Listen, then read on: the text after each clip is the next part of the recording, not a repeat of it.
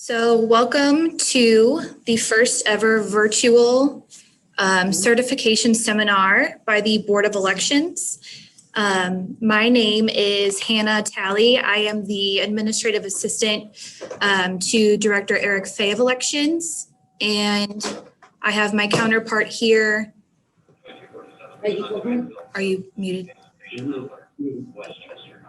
Peggy Kochner, she's the administrative assistant to Director Rick Stream. So we're going to go through this PowerPoint here and kind of take you through the ins and outs of municipal certification, candidate filing, and all that fun stuff. I believe you're all automatically muted. So if you have any questions, feel free to drop them in the chat box. Peggy's going to be taking a look at those so we can kind of answer them throughout the presentation. Otherwise, if we have time at the end, since I found out that we only have a limited amount of time in this meeting, you guys can unmute yourselves and we can all discuss those together.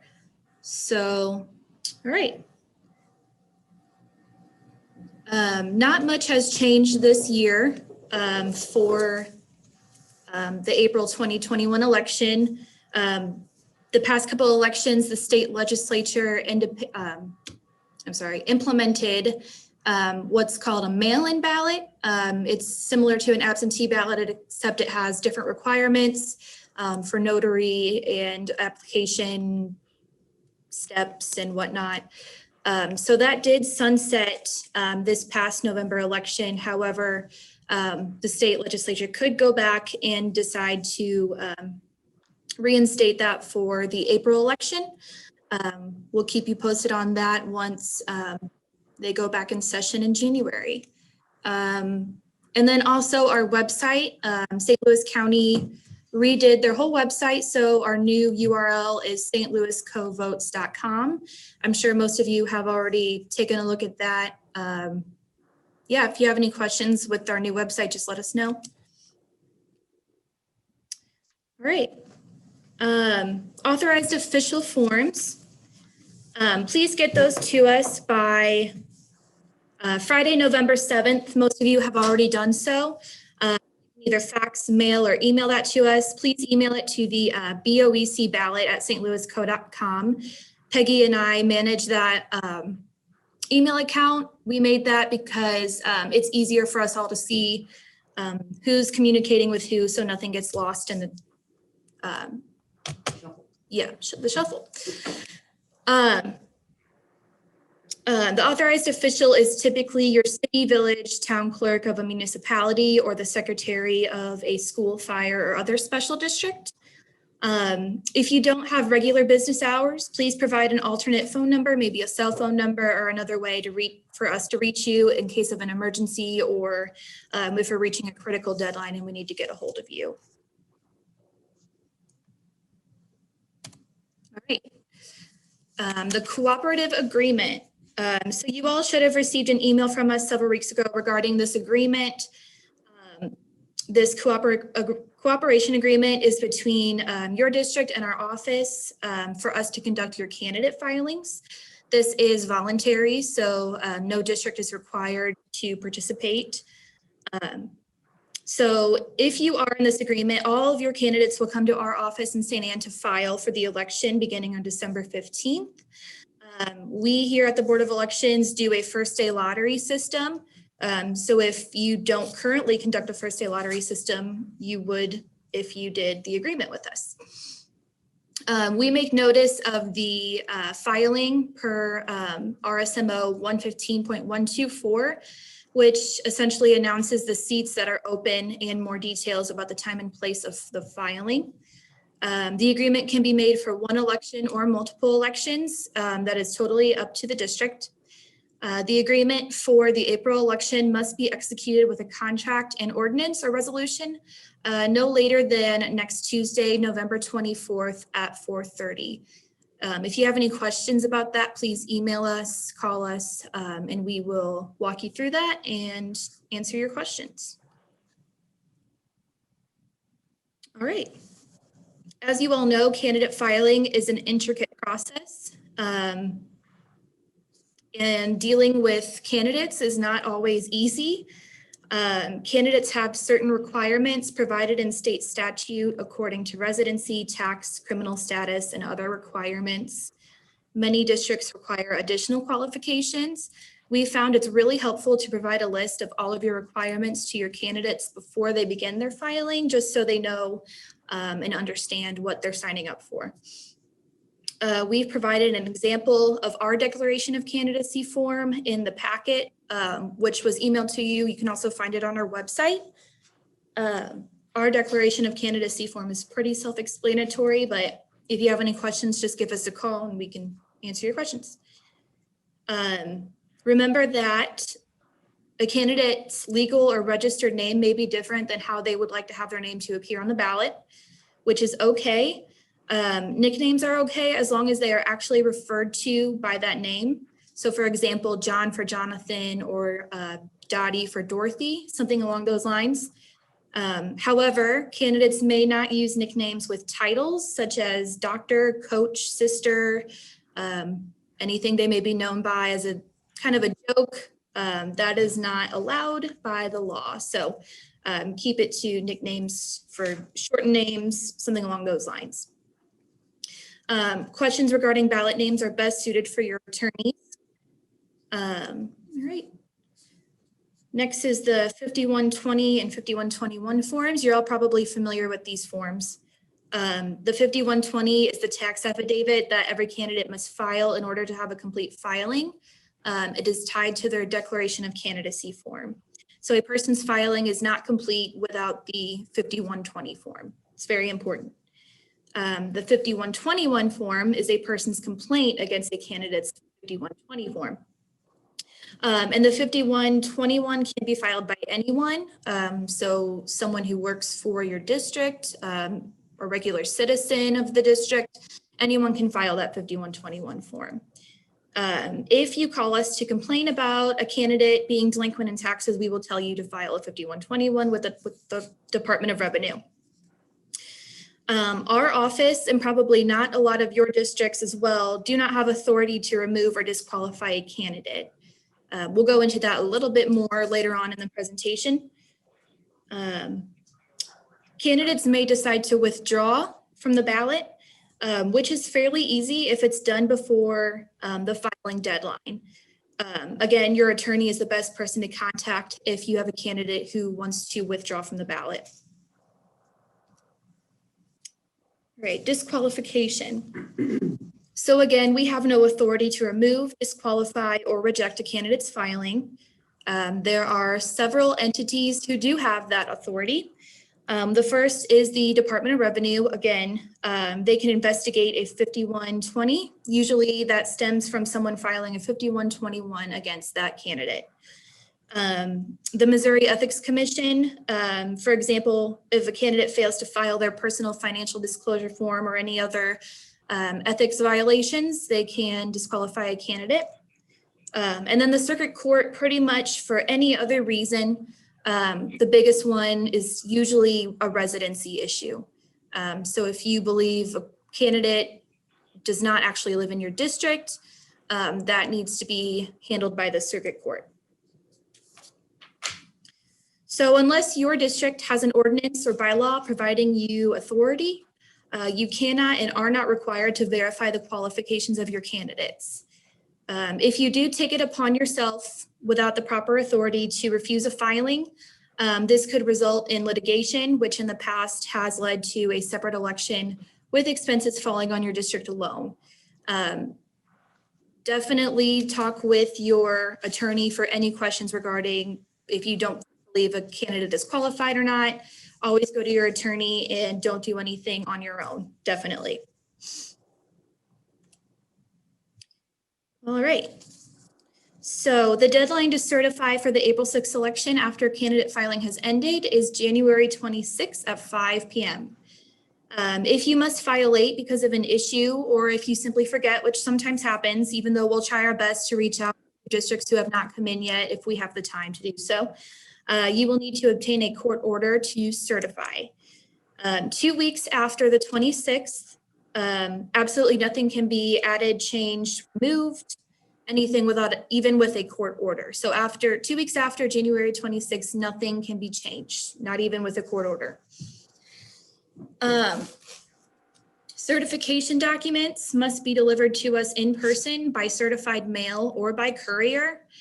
Remember that if you choose to send your documents through certified mail, that the documents must arrive here at our office by 5 o'clock on the 26th. Otherwise, they would be considered late and you would have to go to court and obtain a court order to certify.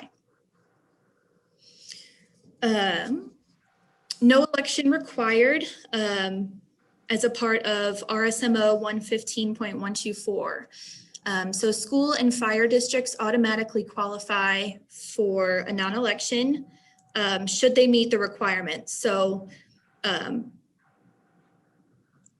this also includes districts with less than 2,000 inhabitants and who have passed a proposition by the voters allowing a district to forego uncontested elections. So in order to qualify for a non-election, if the number of candidates who have filed for an office is equal to the number of seats available. So for example, if only one candidate filed for Alderperson Ward 1 and there's only one person to be elected, then there would not need to be an election for this office. If a school district has 2 candidates file for director and there are only 2 directors to be elected, the school district would not have to hold an election. And we'll get more into non-elections in, I think, the next slide. Audio ballots are used in all elections because of the new equipment we purchased last year. So we ask that you complete the audio ballot pronunciation guide, which is included in that packet. Otherwise, if you don't, we'll do our best to pronounce the names of your candidates. For write-ins, all write-ins file at our office. For municipal elections, if someone wants to file for governor or something for a general election, they'll go to the state. But for municipal elections, all write-ins file at our office, and we will send you notification of any that come in from your district. So we'll keep you updated on those. Write-in candidates must meet the same qualifications of other candidates, but we are not required to verify those qualifications. So we will take their filings and send them on to you, and that's what we do in that circumstance. If you have an office where no candidate filed, all write-ins are valid. They're not required to come here to file, and they will be counted and included in your certified results. So we will certify those results to you, and you can do whatever you want. That's on the district. Okay, more about the non-elections. In the past, we've experienced a couple of issues, so we wanted to expand on these a bit. So to reiterate, specific districts qualify to hold non-elections if the number of candidates who file for office is equal to the number of positions available. If a candidate withdraws before filing ends, you still must hold the election, even if the number of candidates then equals the number of positions. You must publish the required filing notice in a newspaper of general circulation in your district. Please read that portion of the statute very carefully as to what qualifies for a general circulation. It's very clearly laid out in statute. If your district does not properly publish this notification and has the proper documents at certification time, you will be required to hold the election. Several things you must provide to certify a non-election include a letter from your district signed by the authorized official, which should include a couple of things. So it should require a statement that it has published the required notice, that the number of candidates equals the number of positions available, and a list of the candidates that will assume office, including their name, address, time they filed, and a lottery number if applicable. And then you should also certify a statement that the election is not needed, the affidavit of publication from the publisher, a copy of the newspaper containing the notice, and the publication of legal notices form. So it doesn't need everything else that a regular election certification would need. If you do hold a non-election, our office will publish the notice containing the names of those assuming office in a newspaper of general circulation. We use the St. Louis County and the Legal Ledger. And so that publication would be charged to your district. It would be just about the only thing that your district would have to pay for. So if you have any questions as to what qualifies as a proper newspaper or publication, definitely contact your attorney about that. It's very important when you're certifying to have a non-election. All right, forms. You're probably all very familiar with the forms that you use to certify. We provide you a copy of the most used forms, but if you need to make your own or have made your own, that's okay too, just as long as it has the pertinent information. So there are several forms to be used for certification. We have fillable copies on our website and in the packet that's been emailed to you.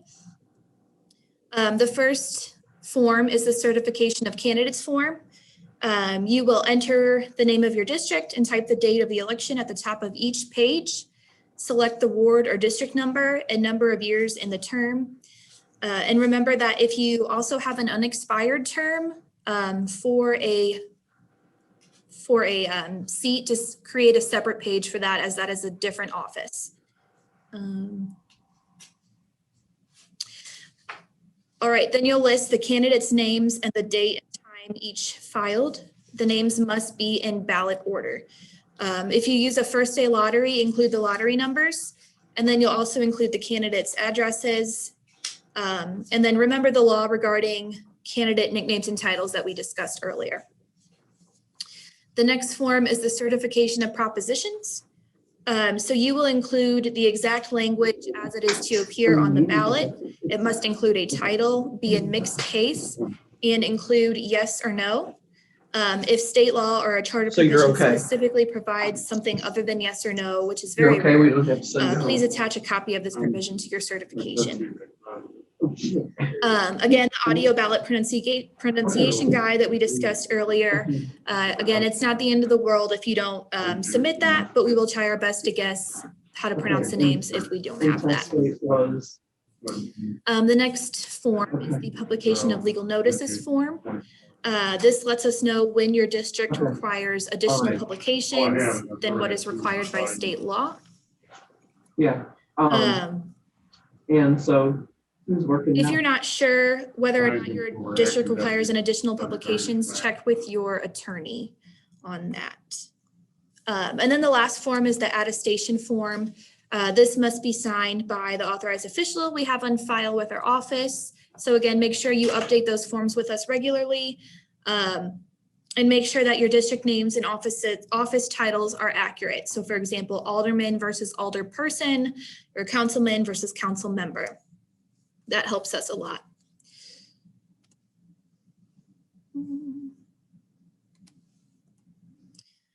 Okay.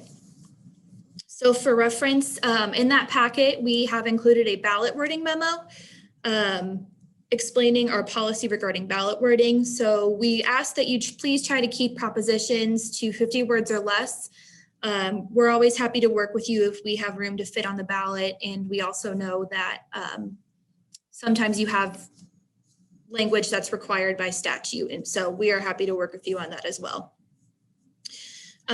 We've also included the policy for ballot changes. So any late candidate or proposition certifications may be opposed by our office in court, depending on how far along we are in our election build process. All right, the ballot approval form. A couple of weeks after the certification deadline, we will have put together a ballot content report. You guys are also probably all familiar with these. So we will email you this report along with a ballot approval form. You will need to proof the report against your original certifications to make sure the ballot is the same as you certified. If corrections are needed, please let us know before the deadline that we give you in the email. Please check the box that there are no mistakes and send it back if the report is correct. Please don't just ignore it if everything is okay.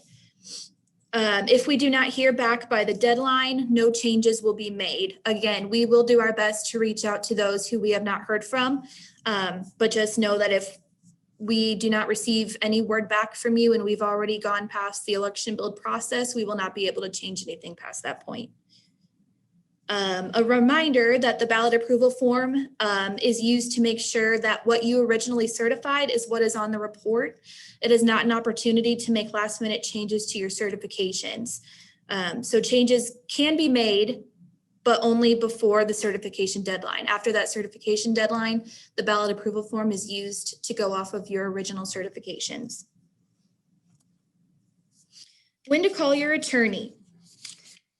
Okay, always reach out to your attorney with legal questions, as our office cannot provide you with any legal advice. If you have any questions about a candidate's qualifications, their 5120 forms, or disqualification by the Missouri Ethics Commission or Department of Revenue, anything in your ordinances or bylaws, candidate withdrawals, especially after the certification deadline, or late certification with a court order, call your attorney as they will be able to best help you. All right, I'm going to have Peggy share some information about the Missouri Ethics Commission and their upcoming webinars and packets for filing. Can you hear me? I cannot hear you. You can't hear me? No. Okay, it says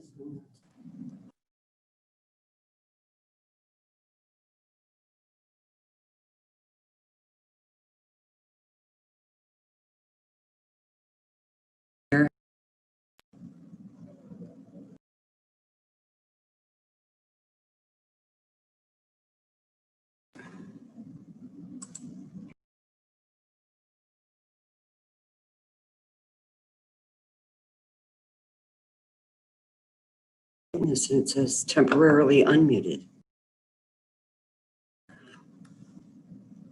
Okay, so I apologize for that. The Missouri Ethics Commission, as you know, is in Jefferson City. Most of your candidates that will be running a campaign and raising money, spending money, will file their reports with the Missouri Ethics Commission. If it is a ballot proposition, say maybe for the fire district or something you have within your municipality, they would file that committee organization with our office if it's a ballot proposition, and then they could file with the MEC later. The MEC did let us know that they will be, they sent out their municipal packets on November the 9th, so you should all be receiving your packets from the MEC.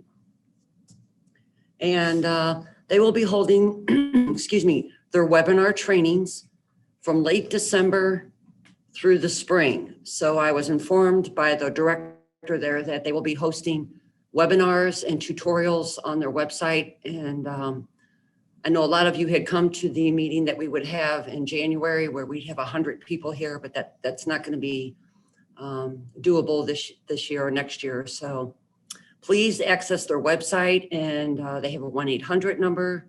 And you're always welcome to call our office too if you have any questions about their campaign finance disclosure reports or filing on that. So you can always visit, it is the mec.mo.gov. And they have some great information out there. I highly encourage you to go out there and view some of their tutorials. All right, thank you.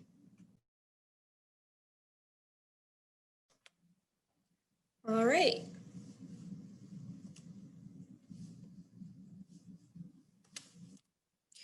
So in closing, I know this was a pretty quick seminar, but since nothing has really changed, we were able to get through this pretty quickly, but just wrapping it up, you can find our election calendar on the website, or actually, sorry, it's in the packet that was emailed to you, and that packet is on the website.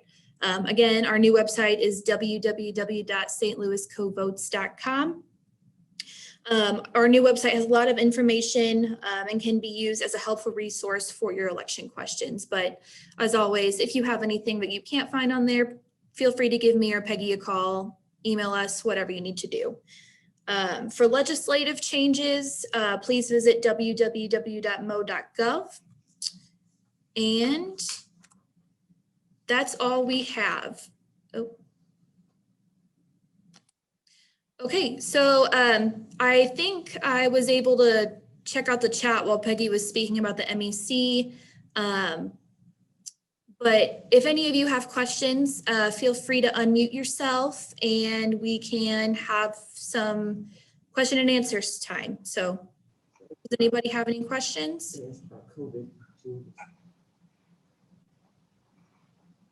Mike Tiemann from Metro West. Yeah, thank you, Ashley, for sharing the PowerPoint. We will try to get the recording on the website as well. I see a question. Are there any changes that will be imposed due to COVID-19? Nothing in the law has changed. I don't know if the authority when it comes to filing, implementation, and the process for that is up to the districts. Here at our office, the actual filing process will change. So if any of you are in the cooperation agreement, the actual filing process will not change. Candidates will still come to our office. But of course, we have always taken we clean our office multiple times a day. We're going to do a deep clean before Thanksgiving break. Masks are required by everybody.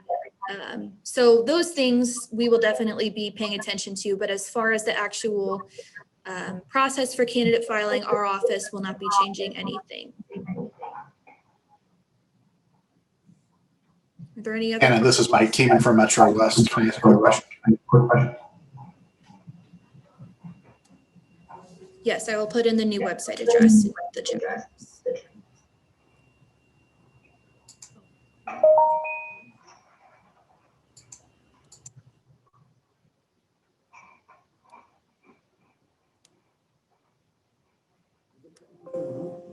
No, it added the time. I'm sorry, everybody. I had my computer on mute so I wouldn't get distracted throughout the seminar. I can hear you now. Does anybody have any questions? This is Mike Teeman from Metro West. Can I ask a quick question? Yeah, of course. I know that we spoke earlier today with regards to fire districts not being allowed to under 321 have candidate filing to be done through the county. So with restrictions being placed in most of our lobbies for access, that's a local authority having jurisdiction information that we would need to share in the county, and I suppose that candidates would have to contact us through, I guess, a phone number or whatnot to file. Is that correct? I definitely would do that. If you have any new processes that you're implementing because of COVID-19, stuff that you have to do to go along with your office hours that may be limited due to coronavirus, I would definitely put that in your publication. I would also try to get that word out as much as possible, whether it's if you have social media accounts, just yeah, that's definitely information that the public should know. So I would definitely include that in your publication. Thank you. Mm-hmm. Hannah? Yes. Not necessarily a question, but I know that we have spoken, I believe last week or the week before, regarding having our candidates, we require petitions, and I know not everybody requires petitions, but we are allowing our candidates to scan and email a petition to a person that can sign, a resident that can sign it, and then allowing that to be accepted as a copy as well. Yes. Yes, so we have received this question from a couple of districts. I know many of you do require candidates to collect petitions to be placed on the ballot. Our office does not have authority to tell you how to do that. If it goes along with your ordinances, your bylaws, you can definitely do that. We will do our best to verify signatures however way you send them to us, whether they're wet ink or electronic. That is, if it goes along with your ordinances, we will be happy to verify those signatures that way.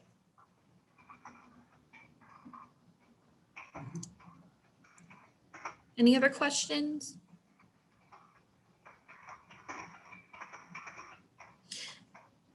See, any plan on when the campaign finance seminar might be conducted this year? The MEC will not be having that here at our office like they usually do. I believe they will be doing webinars, as Peggy mentioned. Those will be on their website. I know they'll begin in late December and they'll be held throughout the spring. So check their website. They will have more information on that as it comes, but just because of COVID-19, we will be unable to have a big group in our office again like we usually do every year.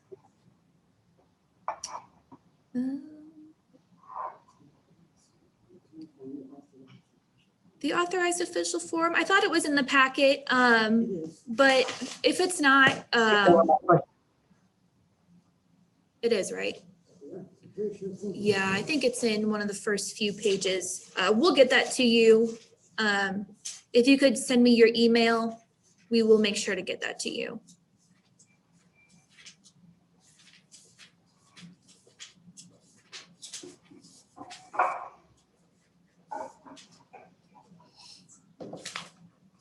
Yeah, it looks like it's not. I apologize about that, but if you could, yeah, just give us your email and we'll be able to get that to you. I'll write that down. Hannah, can we email you? Oh, I'm sorry, you cut out. What was that? Can we email you that form? Yeah, of course. Yeah, you can email, fax it, however you want to get that to us.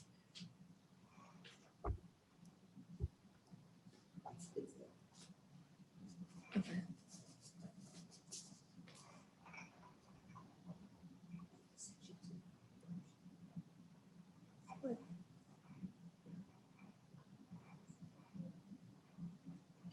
Okay, are there any other, oh, I see, what email address should we send that to? Okay, yeah, Peggy's gonna drop it in there, but it's boecballot@stlouisco.com. That's the best email address to send us any questions regarding certification or candidate filing. Just so it's no one direct person in case one of us is on vacation or gets sick, God forbid. But that's the best place to send us emails.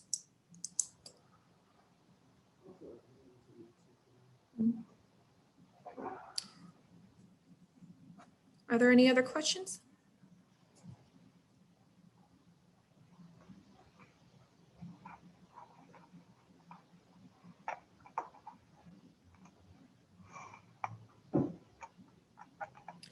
Thank you, Ashley. Have a good day.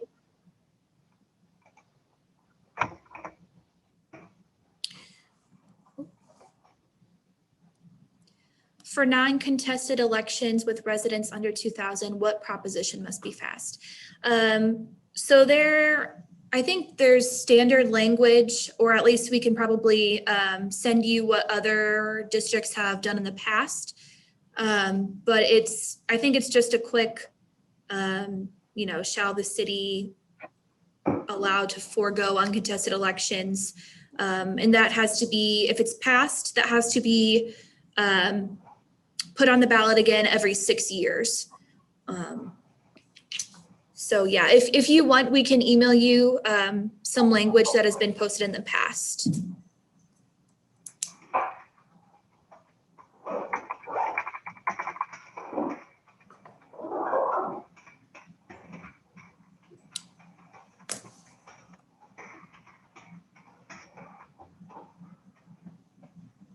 Thank you, Cassie.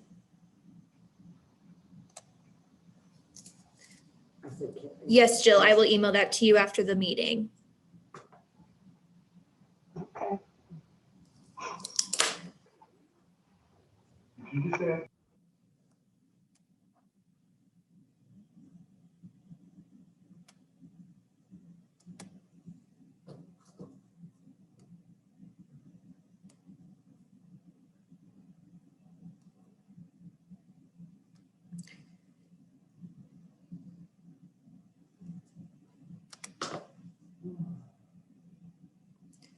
Okay. Yeah. Well, if there are no other questions, I will go ahead and end the meeting. As always, me and Peggy are always available by phone or email at that BOEC ballot email. If you need to fax us by mail, yeah, we're always happy to answer your questions. Because when you guys